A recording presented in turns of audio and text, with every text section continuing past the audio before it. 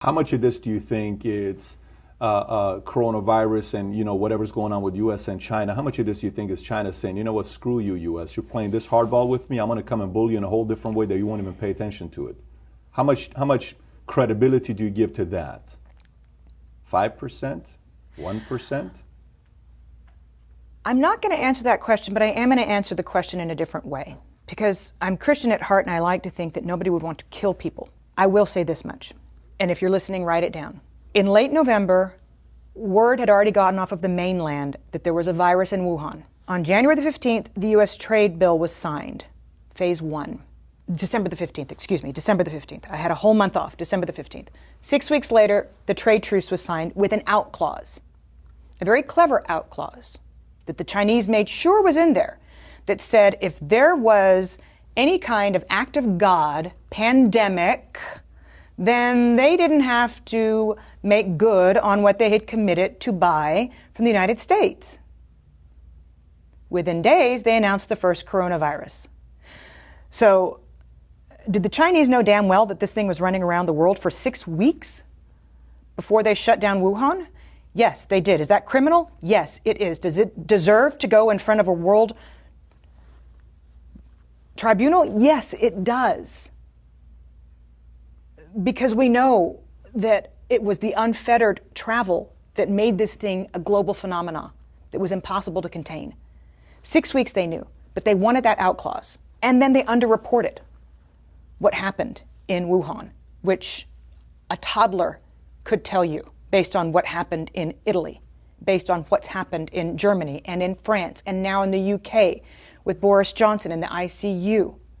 There's no way in a city the size of New York, 11 million people, that there were so few cases. It's impossible with similar density to New York. So the World Health Organization should be held accountable for not holding China accountable to providing good, valid data so that the rest of the world could prepare for fewer people to die. And that's what you're talking about. To me, these are equivalents to acts of war on the part of China. And then, equally, whether you're talking about NPR or Fox News, most major media outlets on both sides of the aisle came out and reassured the United States that it was just the flu. Within 24 hours of South Korea's first case being reported, the United States' first case was reported. And what we did was dither. We sat on it for 6 weeks and tried to reassure the public that nothing was happening. Somebody should be held accountable for that. Because somebody in the United States intelligence community has to have known what was truly going on in Wuhan. We don't have a CIA for nothing. And yet we told Americans for 6 weeks, while South Korea was testing everybody and shutting the country down, that it was just going to be the flu. So there are a lot of responsible bodies right now that have taken us to the point where we're at, inside the country and in China. And they need to be held accountable. So you don't even have to get on the discussion as to whether or not this was a manufactured virus and set upon the world. You don't even have to go that far. If we find that in future investigations, then that needs to be prosecuted. But if we just ascertain what is known and a known hushed up secret that the Chinese knew for 6 weeks about the virus before saying anything on the global stage to get a trade deal signed, somebody needs to look into that. Because countless lives have been lost as a result. The damages are in the tens of trillions of dollars. We're not talking about small here if that's the case. No, we're not.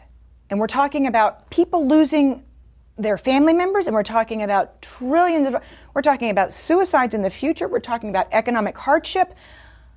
All of this could have been mitigated had China been honest and had the World Health Organization made China accountable.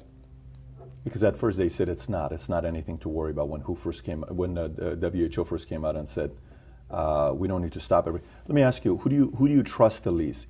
Iran, Russia, or China? China. China's got more economic power. Because of that, or because they don't have a free press and because we can't really know what the hell is going on over there? Well, that's just a kicker, but you don't really know what's going on in Iran either. You had global satellite images in Iran showing mass graves. Iran underreported the same. And you can't tell me that in the cold of winter that Russia has as many cases as it's reporting. But at last check, China's 17% of global GDP. They can throw more money around than anybody else. And you just mentioned two of their allies, by the way. So that's why I asked it the way I did. And the largest contiguous land border on the planet, by the way, between Russia and China.